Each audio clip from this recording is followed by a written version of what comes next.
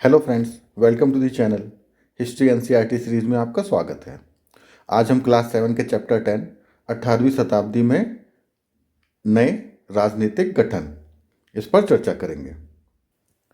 Chapter को प्रारंभ करने से पहले कुछ बेसिक इन्फॉर्मेशन है, कुछ बिंदु हैं जिन पर मैं चाहता हूं कि हम चर्चा करें, तो ध्यान से सुनिएगा। देखिए, कोई भी राज्य हो, चाहे वो प्राचीन काल का हो, चाहे मध्यकाल का हो, या इवन आज आधुनिक काल में भी हम लेते हैं, तो एक बेसिक चीज होती है किसी भी राज्य को शक्तिशाली बनने की, तो वो होती है उसके पास संसाधनों पर कितना ही उसका आधिपत्य है। अर्थात कोई मान लीजिए, ये देखिए राज्य है, उसके पास रिसोर्सेस कितने हैं, संसाधन कितने हैं, वो अपने प्रशासन के द्वारा कितने संसाधनों को इकट्ठा कर पा रहा है, तो वही इसीलिए तो वो शक्तिशाली है। इसको और सरल भाषा में समझते हैं।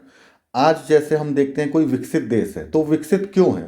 क्योंकि उसके पास राजस्व, रेवेन्यू बहुत अधिक है। कि मान लीजिए उसके पास, ऐसे एक एग्जाम्पल के तौर पे समझते हैं कि किसी राज्य के पास 1 लाख करोड़ रुपए का राजस्व आ रहा है, मतलब टैक्स और बहुत सारी जो भी चीज़ें हैं, संसाधन वो इकट्ठा कर रहा है, ठीक। और एक जो राज्य है उसके पास सिर्फ 10,000 करोड़ है, तो शक्तिशाली कौन होगा? ये 1 लाख करोड़ वाला, वही शक्तिशाली होगा ना। अब वो शक्तिशाली क्यों हो रहा है? क्योंकि वो 1 लाख करोड़ रुपए इकट्ठे कर पा रहा है। इकट्ठे कैसे कर पा रहा है? क्योंकि उसने प्रशासन संबंधित जो भी आवश्यक संरचना है, स्ट्रक्चर है, इस राज्य ने वो तैयार किया हुआ है, ठीक है। और वहाँ पे जो व्यापार है और जो वहाँ के लोग हैं, वो ऐसी आर्थिक गतिविधियों में लगे हुए हैं जिसकी वजह से उसको ये 1 लाख करोड़ रुपए मिल जा रहे हैं। लेकिन वही ये जो दूसरा राज्य है जिसके पास सिर्फ 10,000 करोड़ है, तो इसका मतलब क्या है कि वहाँ की जो आर्थिक क्रियाकलाप है वो इतनी अधिक नहीं है कि वो इस राज्य से तुलना करने पर 1 लाख करोड़ की हो पाए। तो इसके लिए वो क्या करेगा? हो सकता है यहाँ पे जो 1,000 करोड़ वाला राज्य है जिसके पास है, इस पे हमला कर ले और इसको अपने में मिला ले, ठीक है। तो उसने हमला क्यों किया? संसाधन मिल जाएंगे ना इससे। इसको यहाँ पे जो आर्थिक जो भी गतिविधियाँ होंगी, चाहे व्यापार होगा, जो भी चीज़ें होंगी, और साथ साथ उसे क्या करना पड़ेगा, अपना जो प्रशासन है वो सुव्यवस्थित करना पड़ेगा, वो एकदम साइंटिफिक बनाना पड़ेगा, जिससे कि वो धीरे धीरे अपना विकास कर सके, ठीक। तो ये जो समय है 18वीं शताब्दी का, फिर से चैप्टर पे आते हैं। तो इसमें क्या हो रहा है? आपने देखा, पढ़ा कि जो मुगल साम्राज्य था वो उत्थान पर आ गया। उत्थान पर कैसे आया? जब आप देखेंगे कि उसका जो एरिया था वो कितने बड़े भाग पर हो गया था, बहुत बड़े भाग पर उसका जब साम्राज्य फैल गया, तो इसका मतलब क्या है कि बहुत अधिक संसाधन अब उसके पास हैं, ठीक है। और वो जो संसाधन राज्य तक पहुंचे, उसके लिए एक उसने प्रशासनिक व्यवस्था तैयार कर दी थी, मनसबदारी, जिसको हमने पढ़ा था, ठीक है। और साथ साथ जो बादशाह थे, अकबर ने जैसे इसको प्रारंभ किया, उसके बाद जो आने वाले जो बादशाह थे उन्होंने क्या किया, उस चीज़ को और आगे बढ़ाया। तो अब देखेंगे हम इस चैप्टर में कि वो जो एक चेन बनी थी, ठीक है, वो यहाँ पे टूट रही है। और उसकी वजह से क्या हो रहा है? साम्राज्य का विखंडन हो रहा है। साम्राज्य धीरे धीरे कम होता जा रहा है उसका एरिया, और उसकी जगह पे फिर क्या होगा कि कुछ क्षेत्रीय शक्तियाँ यहाँ पे उत्पन्न होंगी। और फिर वो कैसे अपना प्रशासन चलाएंगी, वो राजस्व कैसे इकट्ठा करेंगे, वो धीरे धीरे शक्तिशाली कैसे होंगे, ये कहानी इन्हीं सब चीज़ों के बीच में घूमती रहेगी।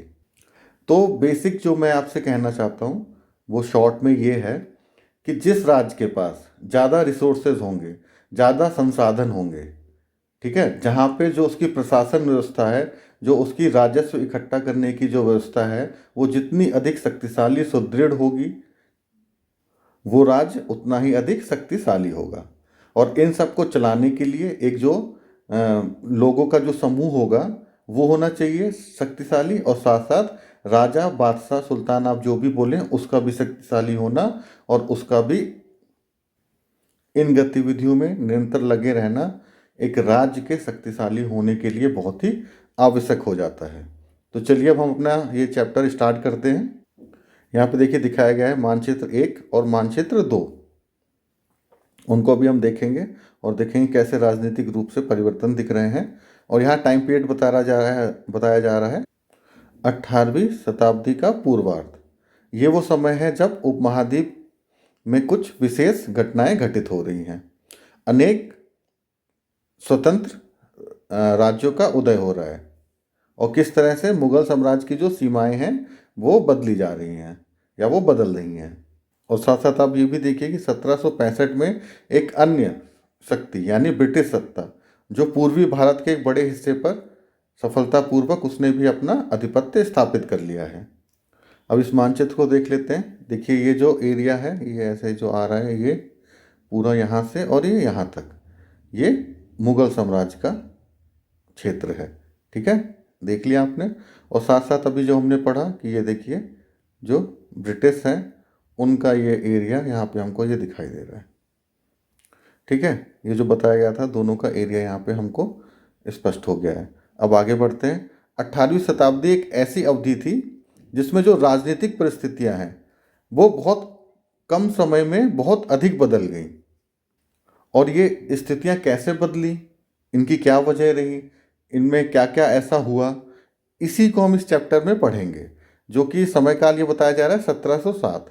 ये समय आपको याद रखना है क्योंकि औरंगजेब की मृत्यु 1707 में होती है और उसके बाद जो आने वाले बादशाह थे, जो उत्तराधिकारी थे, वो साम्राज्य को शक्तिशाली बनाने में उनको सफलता प्राप्त नहीं हुई। साम्राज्य धीरे धीरे क्या है पतन की ओर जाने लगा। क्यों जाने लगा वो भी हम इसी चैप्टर में देखेंगे। और उसके साथ साथ 1761 का जो समय काल है इस समय पानीपत की जो तीसरा युद्ध था वो हुआ था। तो ये जो समय काल है दोनों का, इसके बीच का जो समय है इसमें जो भी राजनीतिक आर्थिक घटनाएं हो रही हैं उसको हम इस चैप्टर में पढ़ेंगे। तो चलिए फिर से स्टार्ट करते हैं इसको पहले अपनी इस हेडिंग के साथ, मुगल साम्राज्य और परवर्ती मुगलों के लिए संकट की स्थिति। तो ऐसी जो घटनाएं घटी जिनकी वजह से मुगल साम्राज्य का पतन हुआ या वो संकट में आ गया, तो उसको हम पढ़ेंगे। तो पहली जो वजह है वो बताया जा रहा है कि औरंगजेब ने दक्कन में लंबी लड़ाई लड़ते हुए साम्राज्य के सैन्य और वित्तीय संसाधन को बहुत अधिक खर्च कर दिया। तो जो यहाँ पे पहला कारण बताया जा रहा है वो क्या बताया जा रहा है कि औरंगजेब है वो दक्कन में लगातार निरंतर युद्ध लड़ता रहा। जब वो युद्ध लड़ता रहा तो उसकी वजह से क्या हुआ कि जब आप कहीं पे युद्ध लगातार लड़ते रहेंगे तो आपका खर्च बहुत अधिक होगा, वित्तीय बोझ आप पर बहुत अधिक बढ़ जाएगा। तो इससे क्या होगा, इससे साम्राज्य आपका कमज़ोर हो जाएगा। देखिए जैसे मैं बताता हूँ क्या होता है कि जैसे एक देश ने युद्ध करना स्टार्ट किया, तो जब वो युद्ध स्टार्ट करता है तो आपको पता है ना कि युद्ध किससे होता है, हथियारों से।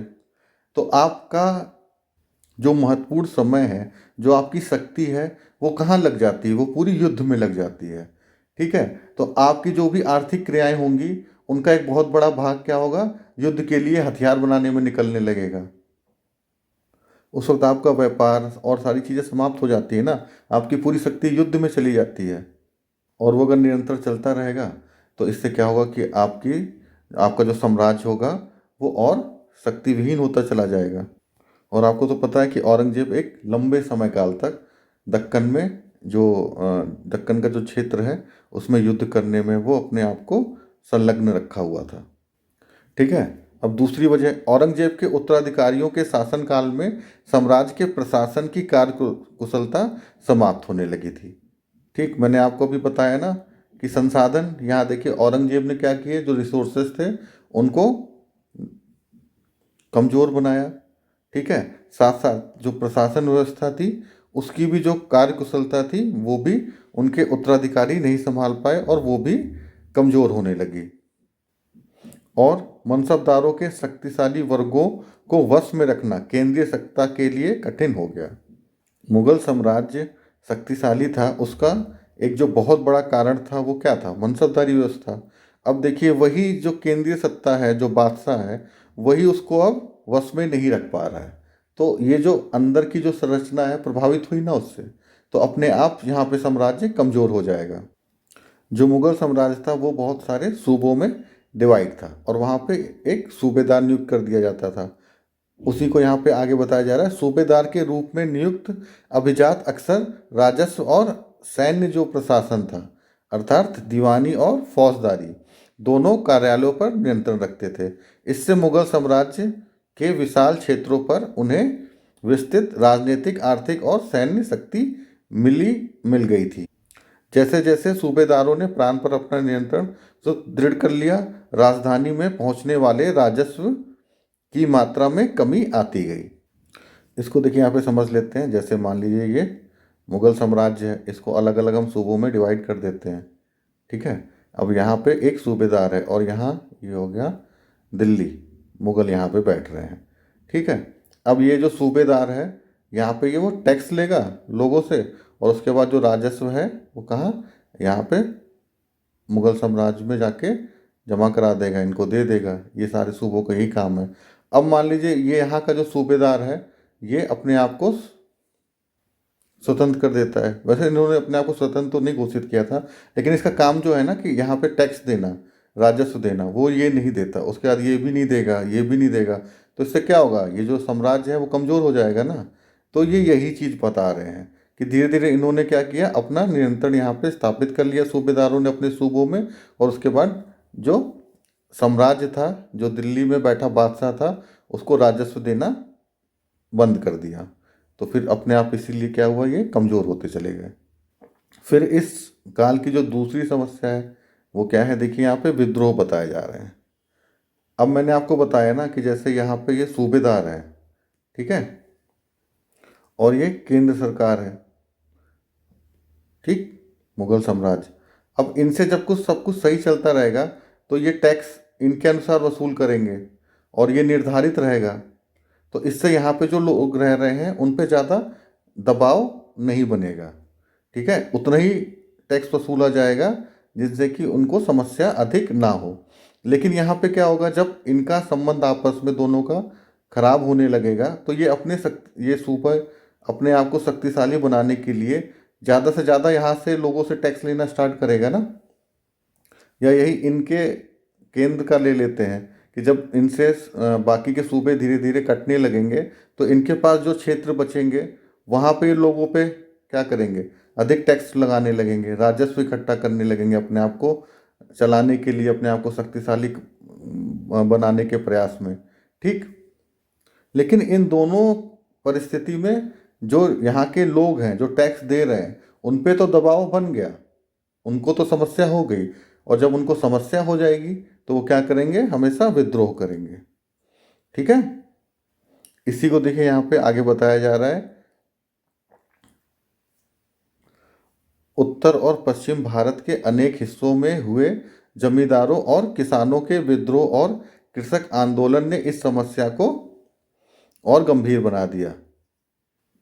कभी कभी ये विद्रोह बढ़ते हुए करों के भार के विरुद्ध और कभी कभी शक्तिशाली सरदारों के द्वारा अपनी स्थिति को सुदृढ़ बनाने की कोशिश थी। तो हमने ये दोनों चीज़ें पढ़ ली। सूबेदार मैंने आपको बताया ना, जो वहाँ के सूबेदार होते थे या और जो क्षेत्र में जो भी सरदार होते थे वो अपने आप को शक्तिशाली बनाने के लिए कभी कभी विद्रोह करते थे और कभी कभी वहाँ के जो लोग होते थे वो करों के भार की वजह से विद्रोह करते थे। आगे इसको पढ़ते हैं। अतीत में भी विद्रोही समूहों ने मुगल सत्ता को चुनौती दी थी, परंतु अब ऐसे समूह ने क्षेत्र के आर्थिक संसाधनों का प्रयोग कर अपनी स्थिति मजबूत करने के लिए किया, ठीक है। ऐसा नहीं था कि पहले विद्रोह नहीं होते थे, लेकिन अब जो विद्रोह हुए उन्होंने क्या किया, वहाँ के जो लोग थे, ऐसे समूह थे, उनने आर्थिक जो संसाधन थे उसका प्रयोग करके अपनी स्थिति को मजबूत कर लिया। जिस तरह से धीरे धीरे राजनीतिक व आर्थिक सत्ता प्रांतीय सूबेदारों, स्थानीय सरदारों व अन्य समूह के हाथ में आ रही थी, औरंगजेब के उत्तराधिकारी इस बदलाव को नहीं रोक सके। आप परिस्थिति को समझ रहे हैं ना? हाँ, आप बस परिस्थिति को समझते रहिए कि किस तरह से जो औरंगजेब है 1707 में, उसकी मृत्यु होने के बाद चीज़ें कैसे बदल रही हैं। चाहे वो सूबेदार हो, चाहे स्थानीय सरदार हो, ठीक है, चाहे वो कृषक वर्ग हो, तो इन सब की क्या भूमिका हो रही है उस वक्त, उनकी जो स्थिति थी और वो किन गतिविधियों में लिप्त थे, आपको वो हमेशा फोकस रखना है और उसका विश्लेषण करना है। तो आपको ये पूरी परिस्थिति धीरे धीरे समझ आने लगेगी। आगे क्या बता रहे हैं, इस आर्थिक व राजनीतिक संकट के बीच ईरान के शासक नादिर शाह ने 1739 में दिल्ली पर आक्रमण किया और संपूर्ण नगर को लूटकर वहां पर भारी मात्रा में धन और दौलत को ले गया। देखिए, आक्रमण हमेशा कब होते हैं, जब शासन या साम्राज्य कमजोर होता है। आप देखेंगे कि कभी भी जो विदेशी हमला है वो किसी शक्तिशाली शासक के टाइम पे नहीं होगा, उस समय पे होगा जब वो शासक या साम्राज्य कमजोर होगा। आप देखेंगे ये औरंगजेब के समय में ये हमला नहीं हो रहा है, या ये अकबर के समय में ये हमला नहीं हो रहा है। ये कब हो रहा है, जब साम्राज्य कमजोर होता जा रहा है, सूबों में वो बट गया है और सूबेदार निरंतर टैक्स जो है वो साम्राज्य को नहीं दे रहे हैं। यही तो आर्थिक स्थिति बन रही है, राजनीतिक संकट यही तो है। इसी बीच क्या करेंगे, तो फिर नादिर शाह जैसे जो आक्रांता हैं वो आके हमला कर देंगे। आगे क्या बता रहे हैं, नादिर शाह के आक्रमण के बाद अफगान शासक अहमद शाह अब्दाली के आक्रमणों का तांता लग गया। उसने 1748 से 1761 के बीच 5 बार, देख रहे हैं आप, उत्तरी भारत पर आक्रमण किया और लूटपाट मचाई। तो आप इससे ही कमजोर स्थिति का पता लगा सकते हैं कि लगातार इतने हमले हो रहे हैं साम्राज्य पर। साम्राज्य पर सब ओर से दबाव तो पड़ ही रहा था, अभिजातों के विभिन्न समूहों की पारस्परिक प्रतिद्वंद्विता ने उसे और भी कमजोर बना डाला साम्राज्य को। ठीक है, देखिए कोई भी राजा है, या यहाँ पे बादशाह की बात करते हैं, ये रहा बादशाह, और ये उसके साथ जो अभिजात वर्ग हैं, या बोल सकते हैं उसके जो मंत्री जो उसके साम्राज्य चलाने में मदद करते हैं। तो अगर ये शक्तिशाली है, इसकी स्थिति मजबूत है, तो ये लोग क्या करेंगे, हमेशा इसको और शक्तिशाली बनाएंगे, इसको हमेशा सहयोग देंगे। ठीक है, लेकिन अगर ये कमज़ोर हो जाता है तो ये लोग क्या करेंगे, हमेशा फ़ायदा उठाने लगेंगे, इसे और कमज़ोर बनाने लगेंगे, जो संसाधन हैं उन पर कब्जा बनाने लगेंगे, जो महत्वपूर्ण जो क्षेत्र हैं, जो एरिया हैं, जो सूबा हैं, उन पे ये क्या करेंगे, जाके नियंत्रण स्थापित करने लगेंगे, उस पे ये जाके खुद बैठ जाएंगे। तो ये जो समय काल है इसमें ये चीज़ भी हो रही है, उसी को यहाँ पे एक्सप्लेन किया जा रहा है। ये अभिजात 2 बड़े गुटों में बट गए थे, जिनका कि क्या नाम था, ईरानी और तुरानी। काफ़ी समय तक परवर्ती मुगल बादशाह इनमें से एक या दूसरे समूह के हाथों की कठपुतली बने रहे। बेहद अपमानजनक स्थिति तब पैदा हो गई जब 2 मुगल बादशाह फर्रुखसियर और आलमगीर द्वितीय की हत्या हो गई। तो ये आप याद रखेंगे, फैक्ट भी इम्पोर्टेंट है कि जो 2 बादशाह हैं उनकी मृत्यु हो रही है इन गुटों की वजह से। उनका नाम है फर्रुखसियर और आलमगीर द्वितीय। और अन्य 2 बादशाह अहमद शाह और शाह आलम द्वितीय को उनके अभिजातों ने अंधा कर दिया। तो यहाँ तक आपको समझ में आ गया होगा कि जो मुगल साम्राज्य था उसका जो पतन हुआ, उनके क्या क्या कारण रहे। ठीक है, अब हम देखते हैं अपने नई हेडिंग को, वो है नए राज्यों का उदय। देखिए, साम्राज्य जब कमज़ोर हुआ मुगल साम्राज्य, तो विदेशी हमले भी हुए और उन्हीं के साम्राज्य के अंदर नए राज्यों का उदय भी हो गया। ठीक, अब उसको हम यहाँ पे पढ़ेंगे। मुगल सम्राटों की सत्ता के पतन के साथ साथ बड़े प्रांतों के सूबेदार और बड़े जमींदारों ने उपमहाद्वीप के विभिन्न भागों में अपनी शक्ति और प्रबल बना ली। ठीक, 18वीं शताब्दी के दौरान मुगल साम्राज्य धीरे धीरे कई स्वतंत्र क्षेत्रीय राज्यों में बिखर गए। मोटे तौर पर 18वीं शताब्दी के राज्यों को 3 परस्पर व्यापी समूहों में बांटा जा सकता है। पहला अवध, बंगाल और हैदराबाद। ठीक है, जैसे वे राज्य जो पहले मुगल प्रांत थे तो उनमें डिवाइड किया जा रहा है। हालांकि इन राज्यों के जो शासक थे वो अति शक्तिशाली थे और काफ़ी हद तक स्वतंत्र थे, लेकिन उन्होंने कभी औपचारिक रूप से मुगल जो बादशाह थे उनसे संबंध नहीं तोड़े। दूसरे कौन थे? ऐसे राज्य जो मुगलों के पुराने शासनकाल में वतन जागीरों के रूप में काफ़ी स्वतंत्र थे। ठीक है, वतन जागीर जिनको मिली हुई थी, मतलब वो अपना एक तरह से स्वायत्त रूप से अपना जो भी उनका क्षेत्र था उनको काफ़ी इस पर स्वायत्तता मिली हुई थी। उसमें कई राजपूत जो प्रदेश हैं वो शामिल थे। तीसरी श्रेणी किसकी है? मराठा, सिख और जाटों की। ये राज्य विभिन्न आकार के थे और इन्होंने कड़े और लंबे सशस्त्र संघर्ष के बाद मुगलों से स्वतंत्रता छीनकर ली थी।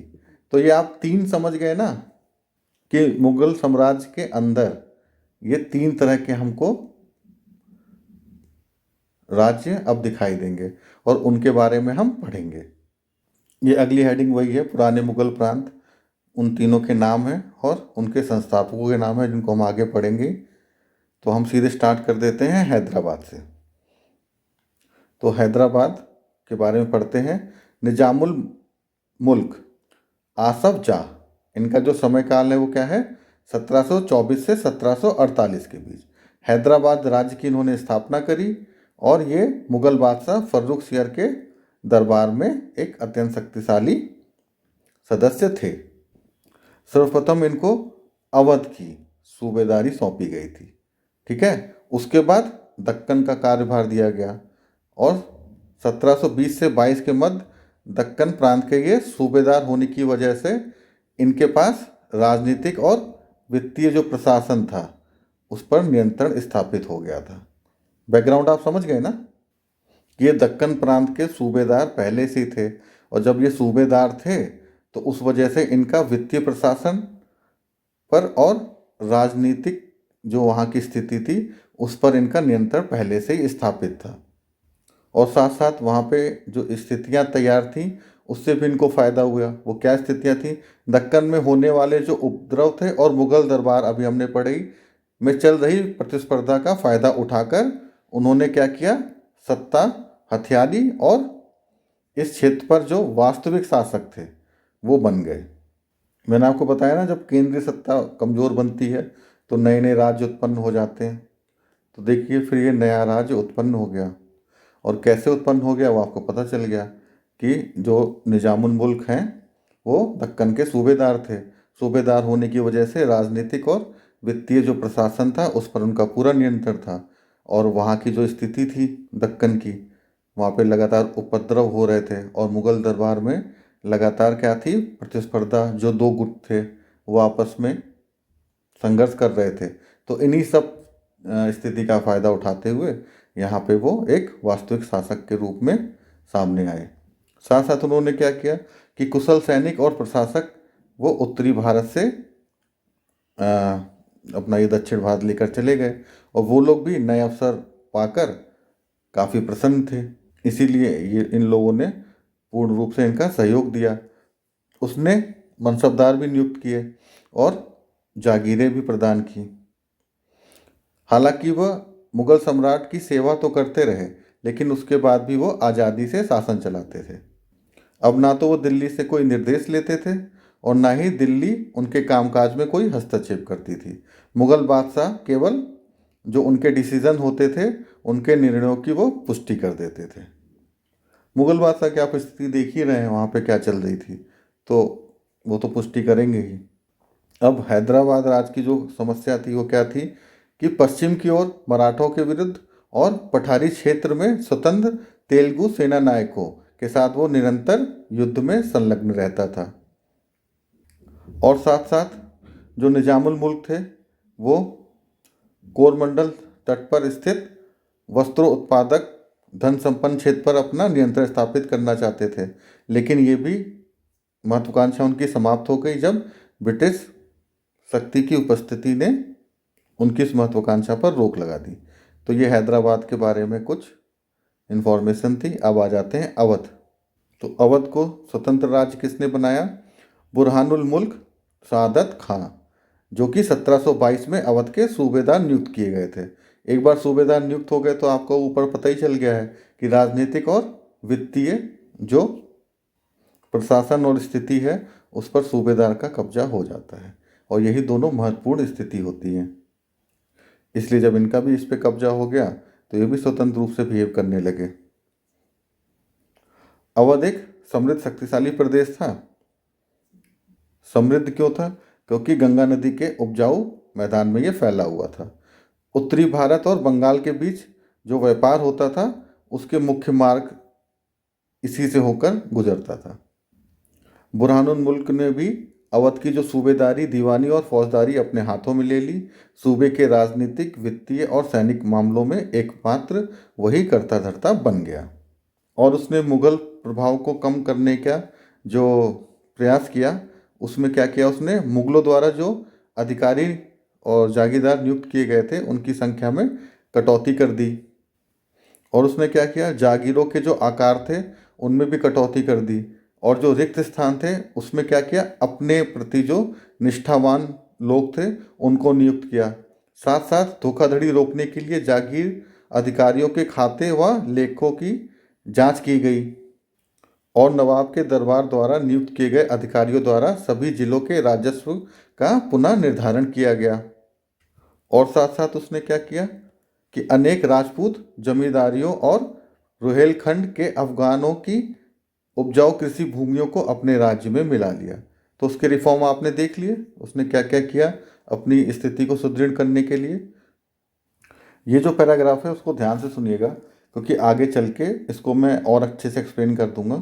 पर ये जो नए राज्य बन रहे हैं उनमें जो वित्तीय समस्या आ रही थी उनको किस रूप से निपटारा किया गया उसको हम इस पैराग्राफ में देखेंगे। तो पढ़ते हैं इसको। राज्य ऋण प्राप्त करने के लिए स्थानीय सेठ, साहूकार और महाजनों पर निर्भर था। ठीक है, राज्य किस पर निर्भर था? सेठ, स्थानीय सेठ, साहूकार और महाजनों पर। राज्य राजस्व का ठेका सबसे ऊंची बोली लगाने वाले इजारेदार को देता था। इजारेदार राज्य को एक निश्चित रकम के भुगतान का वचन देता था। स्थानीय साहूकार राज्य को ठेके की इस रकम के भुगतान की गारंटी देते थे। दूसरी ओर इजारेदारों को कर का मूल्यांकन करने और उसे एकत्र करने की खासी छूट दी गई थी। इन परिवर्तनों के फलस्वरूप साहूकार और महाजनों जैसे कई नए सामाजिक समूह राज्य की राजस्व प्रणाली के प्रबंध को प्रभावित करने लगे। पहले ऐसा कभी नहीं हुआ था। यहाँ पर यह बताया जा रहा है, ये जो नए राज्य बने ना, उनका जो उन्होंने जो राजस्व इकट्ठा किया उसकी ये व्यवस्था है। तो सबसे पहली बात, अब जो नए राज्य बन रहे हैं उनको ऋण की आवश्यकता होगी। तो इनको जो ऋण प्रोवाइड किया जा रहा था वो किया जा रहा था स्थानीय सेठ, साहूकार और महाजनों के द्वारा। अब राज्य क्या करता था कि जैसे उसने ठेका उठा दिया कि मान लो यहाँ पे 4 लोग आ गए, ठीक है, उन्होंने बोला कि हम आपको राजस्व 1 लाख करोड़ का राजस्व हम आपको देंगे। दूसरे ने बोला 1 करोड़ 10 लाख का, इसने बोला 1 करोड़ 30, इसने बोला 1 करोड़ 40 लाख का।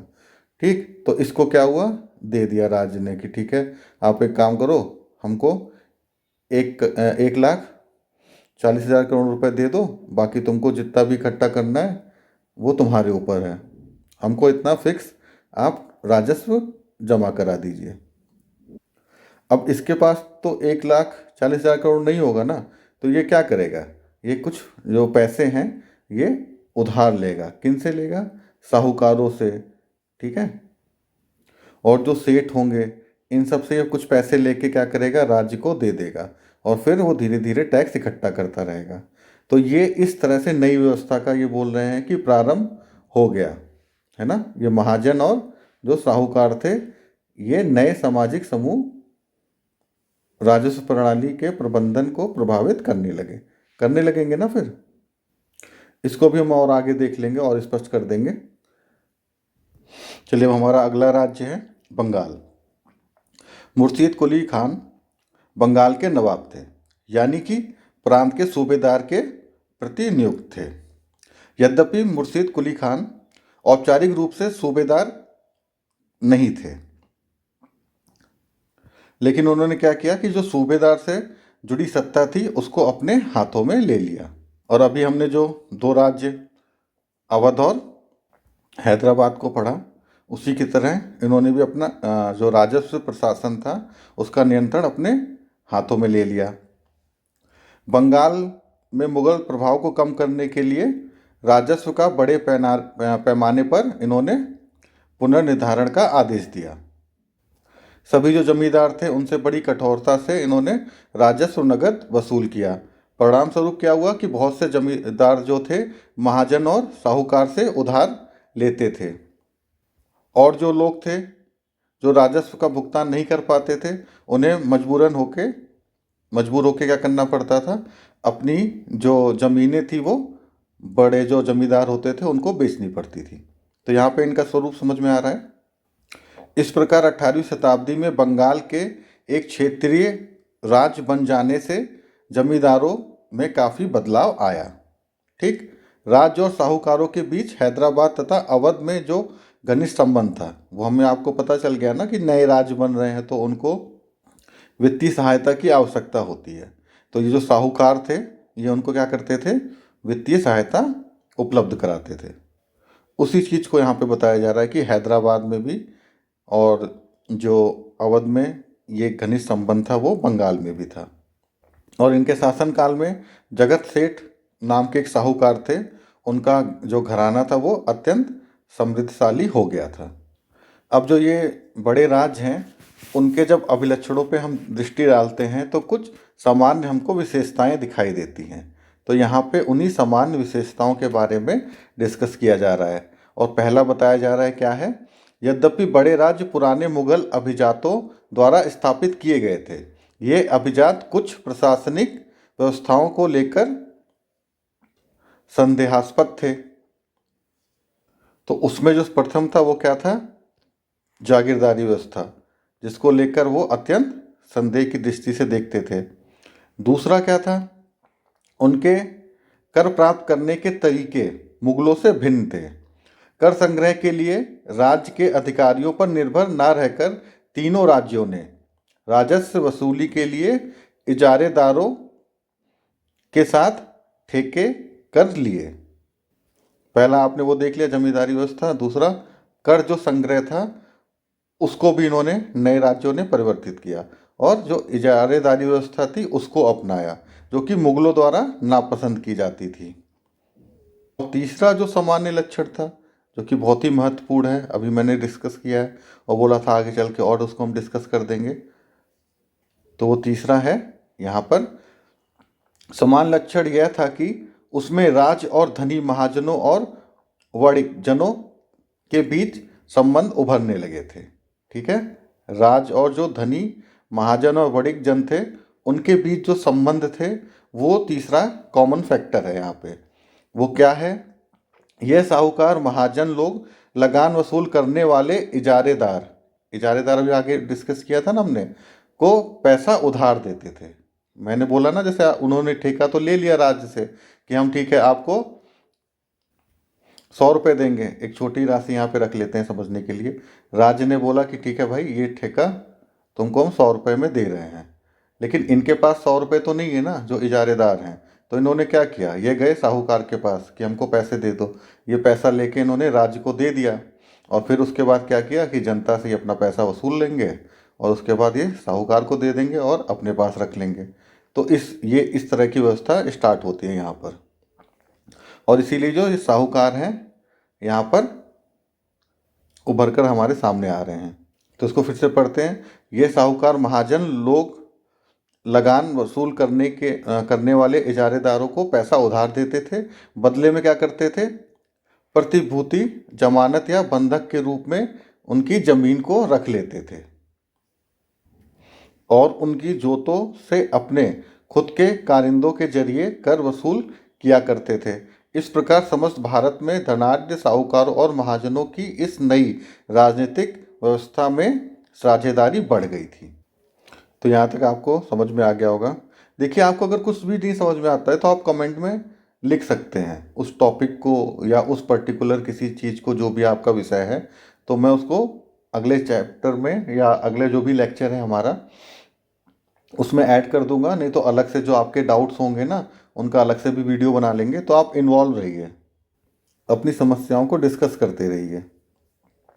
तो हमारी अब नई हेडिंग क्या है, राजपूतों की वतन जागीरी। बहुत से राजपूत घराने विशेष रूप से अंबर और जोधपुर के राजघराने मुगल व्यवस्था में विशिष्टता के साथ सेवारत थे। बदले में उन्हें अपनी वतन जागीरों पर पर्याप्त स्वायत्तता का आनंद लेने की अनुमति मिली हुई थी। अब 18वीं शताब्दी में इन शासकों ने अपने आसपास के इलाकों पर अपने नियंत्रण का विस्तार करने के लिए अपने हाथ पैर मारना प्रारंभ किए। जोधपुर के राजा अजीत सिंह ने मुगल दरबार की गुटिया राजनीति से अपने मुगल दरबार की जो गुटी राजनीति थी उसमें अपने पैर उन्होंने भी फंसा दिए। तो आप समझ गए इसमें क्या बोल रहे हैं। इसमें बोल रहे हैं कि कुछ जो राजपूत थे उनके पास वतन जागीर थी, तो ये अलग कैसे थी? अलग इस तरह थी कि यहाँ पे उनको स्वायत्तता प्राप्त थी। स्वायत्तता मतलब क्या होता है कि बहुत सारे ऐसे डिसीजन उस क्षेत्र के वो खुद ले सकते थे, उसमें मुगल बादशाह से उनको पूछने की आवश्यकता नहीं थी। जो भी बहुत सारे महत्वपूर्ण विषय होते हैं उसको लेने के लिए ये लोग स्वायत्त थे, फ्री थे, ठीक है।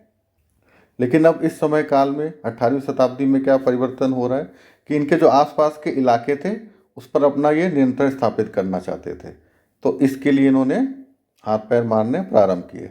तो अगले पैराग्राफ को देखते हैं। इन प्रभावशाली राजपूत घरानों ने गुजरात और मालवा के लाभदायक सूबों की सूबेदारी का दावा किया, ठीक है। जोधपुर के राजा अजीत सिंह को गुजरात की सूबेदारी और अंबर के सवाई राजा जय सिंह को मालवा की सूबेदारी मिल गई। बादशाह जहांदार शाह ने 1713 में इन राजाओं के इन पदों का नवीकरण कर दिया। उन्होंने अपने वतनों के पास पड़ोस के शाही इलाकों के कुछ हिस्सों पर कब्जा करने की भी कोशिश की। जोधपुर राजघराने ने नागौर को जीत लिया और अपने राज में मिला लिया। दूसरी ओर अंबर ने भी बूंदी के बड़े बड़े हिस्सों पर अपना कब्जा कर लिया। सवाई राजा जय सिंह ने जयपुर में अपनी नई राजधानी स्थापित की और 1722 में आगरा की सूबेदारी उनको दे दी गई। 1740 के दशक में राजस्थान में मराठाओं के अभियानों ने इन राजवाड़ों पर भारी दबाव डालना शुरू कर दिया था, जिससे उनका अपना विस्तार आगे होने से रुक गया। तो फिर इसमें यही है, आपको समझ में आ ही गया होगा कि उन्होंने अपनी पहले सूबेदारी हासिल की, उसके बाद जो और एरिया थे उन पर भी अपना नियंत्रण स्थापित किया, ठीक है। लेकिन जब मराठों का लगातार आक्रमण हुआ तो इनके जो विजय अभियान थे उसको इनको विस्तार लगाना मुश्किल हो गया और उसको रोक दिया इन्होंने। अगली हमारी हेडिंग है आज़ादी हासिल करना और सिख। अध्याय 8 में हमने पढ़ा था 17वीं शताब्दी के दौरान सिख एक राजनीतिक समुदाय के रूप में गठित हो गए थे। इससे पंजाब के क्षेत्रीय राज्य निर्माण को बढ़ावा मिला। तो जो सिख हैं 17वीं शताब्दी में एक राजनीतिक समुदाय के रूप में वो गठित हो गए थे, बताया जा रहा है, जिससे कि एक क्षेत्रीय राज्य निर्माण को बढ़ावा मिला।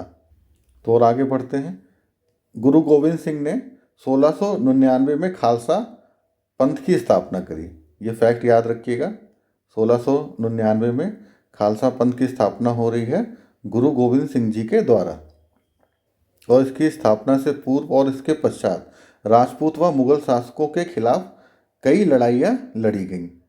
फिर 1708 में गुरु गोविंद सिंह जी की मृत्यु के पश्चात बंदा बहादुर के नेतृत्व में खालसा ने मुगल सत्ता के खिलाफ विद्रोह किए। उन्होंने बाबा गुरु नानक और गुरु गोविंद सिंह जी के नाम से सिक्के गढ़कर अपने शासन को सार्वभौम बताया। सतलुज और यमुना नदियों के बीच के क्षेत्र में उन्होंने अपने प्रशासन की स्थापना करी। 1715 में बंदा बहादुर को बंदी बना लिया गया और 1716 में उन्हें मार दिया गया। तो समझ गए ना कि 1699 में खालसा पंथ की स्थापना हो रही है। उसके बाद वो निरंतर क्या कर रहे हैं, लड़ाइयाँ लड़ रहे हैं। और गुरु गोविंद सिंह जी की मृत्यु के बाद बंदा बहादुर जी का नेतृत्व आ रहा है और उन्होंने फिर ये सिक्के भी चलवाए और अपने शासन को सार्वभौम बताया। और सतलुज और यमुना नदी के बीच में उन्होंने अपना जो प्रशासन है उसको स्थापित किया।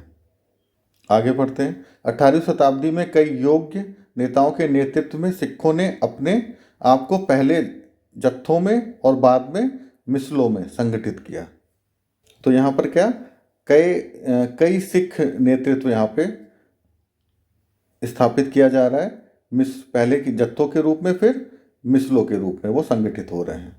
तो यहाँ पे क्या करें, जैसे कि इनका जो राज्य था ये भी काफ़ी बड़ा था, तो इसमें बहुत सारे नेता थे तो जो अपने आप को कैसे संगठित करते थे, पहले जत्था नाम दिया, फिर बाद में मिसल, उसके रूप में बहुत सारे लोगों का एक गुट होता था। ठीक है। और जब ये जत्थे और मिसलें थी वो संयुक्त रूप से क्या कहलाती थी, दल खालसा। जब ये सभी जो नेता थे इकट्ठा हो जाते थे और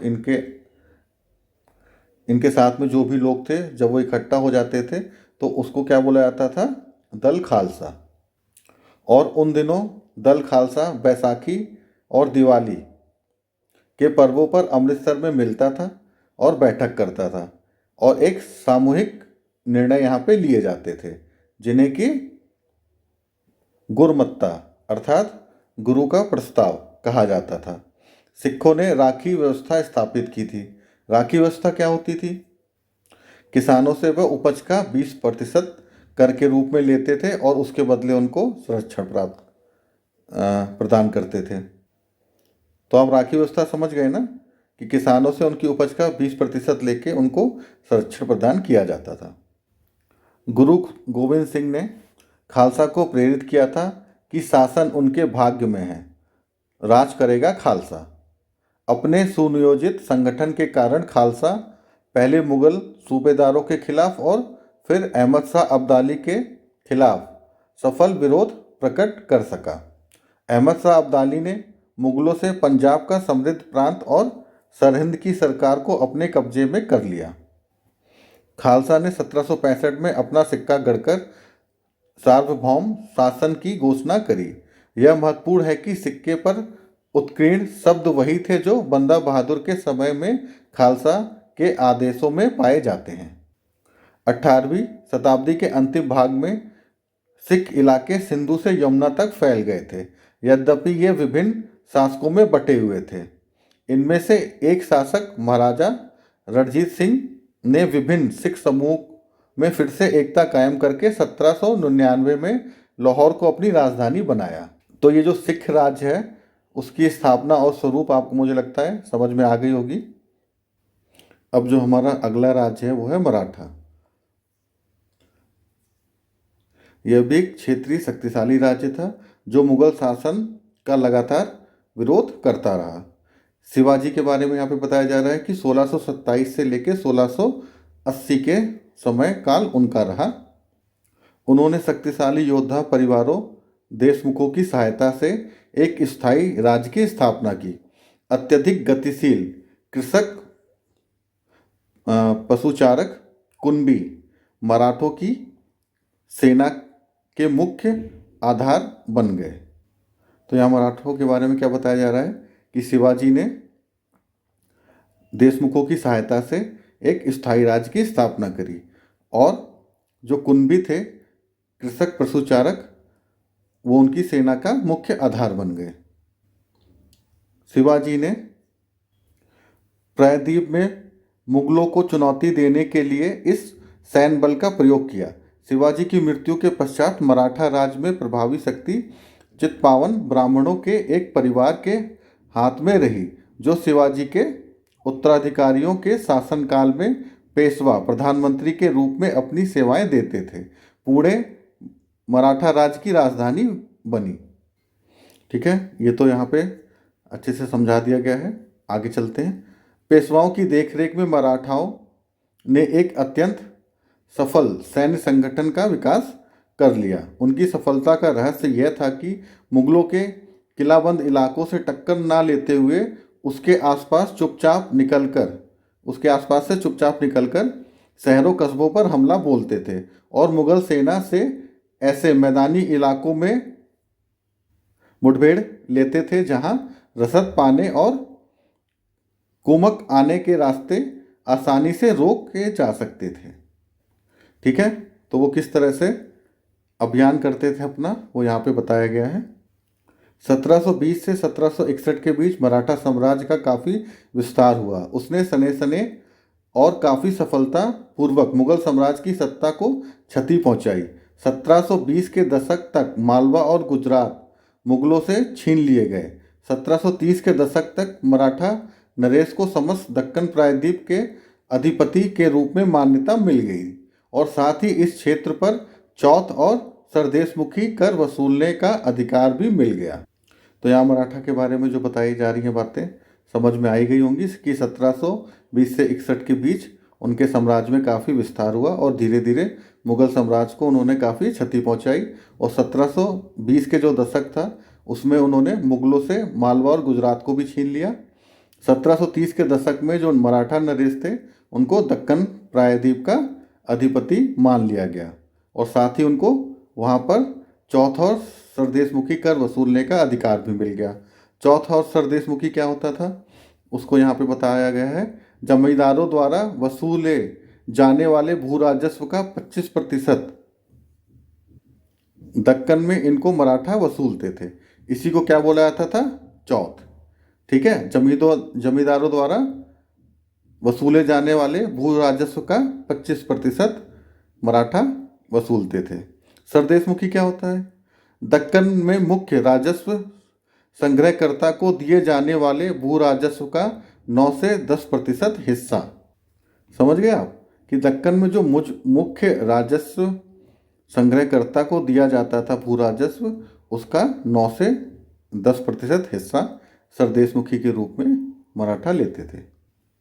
ये पैराग्राफ भी पढ़ लेते हैं, उसके साथ ही मराठा का राज्य भी यहाँ पे पूरा हो जाएगा। अंतहीन सैन्य अभियानों के साथ साथ मराठों ने एक प्रभावी प्रशासन व्यवस्था तैयार की। जब किसी इलाके पर एक बार विजय अभियान पूरा हो जाता था तो मराठों का शासन सुरक्षित हो जाता था, तो वहाँ स्थानीय परिस्थितियों को ध्यान में रखते हुए धीरे धीरे भू राजस्व की मांग की गई। कृषि को प्रोत्साहित किया गया, व्यापार को पुनर्जीवित किया गया। इससे सिंधिया, गायकवाड़ और भोसले जैसे मराठा सरदारों को शक्तिशाली सेनाएं खड़ी करने के लिए संसाधन मिल सके। 1720 के दशक में मालवा में मराठा अभियानों ने उस क्षेत्र में स्थित शहरों के विकास व समृद्धि को कोई हानि नहीं पहुंचाई। उज्जैन सिंधिया के संरक्षण में और इंदौर होलकर के आश्रय में फलता फूलता रहा। ये शहर हर तरह से बड़े और समृद्धशाली थे। वे महत्वपूर्ण वाणिज्यिक और सांस्कृतिक केंद्रों के रूप में कार्य कर रहे थे। मराठों द्वारा नियंत्रित इलाकों में व्यापार के नए मार्ग खुले। चंदेरी के क्षेत्र में उत्पादित रेशमी वस्त्रों को मराठा की राजधानी पुणे में नया बाजार मिला। बुरहानपुर पहले आगरा और सूरत के बीच की दूरी पर ही अपने व्यापार में संलग्न था, लेकिन अब उसने एक नए वाणिज्यिक भीतरी क्षेत्र को बढ़ाकर दक्षिण में पुणे और नागपुर को तथा पूर्व में लखनऊ और इलाहाबाद को शामिल कर लिया था। ठीक है, ये कुछ बेसिक इन्फॉर्मेशन है, उनको भी याद कर लीजिएगा। अब जो हमारा अगला राज्य है वो है जाट। जाट आधिपत्य जो क्षेत्र है, अब उसके बारे में हम पढ़ेंगे। अन्य राज्यों की तरह जाटों ने भी 17वीं और 18वीं शताब्दियों में अपनी सत्ता सुदृढ़ की। अपने नेता चूड़ामन के नेतृत्व में उन्होंने दिल्ली के पश्चिम में स्थित क्षेत्रों पर अपना नियंत्रण स्थापित किया। कहाँ पर स्थापित किया? दिल्ली के पश्चिमी क्षेत्र पर अपना नियंत्रण स्थापित किया चूड़ामल जी के नेतृत्व में। 1680 के दशक तक आते आते उनका प्रभुत्व दिल्ली और आगरा के दो शाही शहरों के बीच के क्षेत्रों पर होना शुरू हो गया। तो जो 1680 का जो दशक है उस पर क्या हो रहा है कि दिल्ली और आगरा ये जो दो शहर हैं इनके बीच के जो क्षेत्र है उन पर इनका प्रभुत्व स्थापित होने लगा। वस्तुतः कुछ अरसे के लिए वे आगरा शहर के अभिरक्षक भी बन गए थे। जाट समृद्ध कृषक थे और उनके प्रभुत्व क्षेत्र में पानीपत और बल्लभगढ़ जैसे शहर महत्वपूर्ण व्यापारी केंद्र बन गए थे। सूरजमल के राज्य में भरतपुर शक्तिशाली राज्य के रूप में उभरा। 1739 में जब नादिर शाह ने दिल्ली पर हमला बोलकर उसे लूटा तो दिल्ली के कई प्रतिष्ठित व्यक्तियों ने भरतपुर में शरण ली थी। ठीक है। नादिर शाह के पुत्र जवाहिर शाह के पास 30,000 सैनिक थे। उसने 20,000 अन्य सैनिक मराठाओं से लिए और 15,000 सैनिक सिखों से लिए और इन सबके बलबूते पर वह मुगलों से लड़ा था। ठीक, इस इंफॉर्मेशन को भी याद रखिएगा। जहां भरतपुर का किला काफ़ी हद तक पारंपरिक शैली से बनाया गया था, वहीं दींग में जाटों ने अंबर और आगरा की शैलियों का समन्वय करते हुए एक विशाल बाग महल बनवाया। शाही वस्तुओं से जिन रूपों को पहली बार शाहजहां के युग में जोड़ा गया, दिग की इमारतें उन्हीं रूपों के नमूनों पर बनाई गई। तो ये जाटों के बारे में इंफॉर्मेशन थी। ये भी यहीं पे फिर समाप्त होता है ये चैप्टर। तो ठीक है, फिर इसको यहीं समाप्त करते हैं। और इस चैप्टर से संबंधित अगर कोई भी आपके मन में प्रश्न है तो कमेंट में लिखिए, बताइए, अपना फीडबैक दीजिए और बने रहिए चैनल में।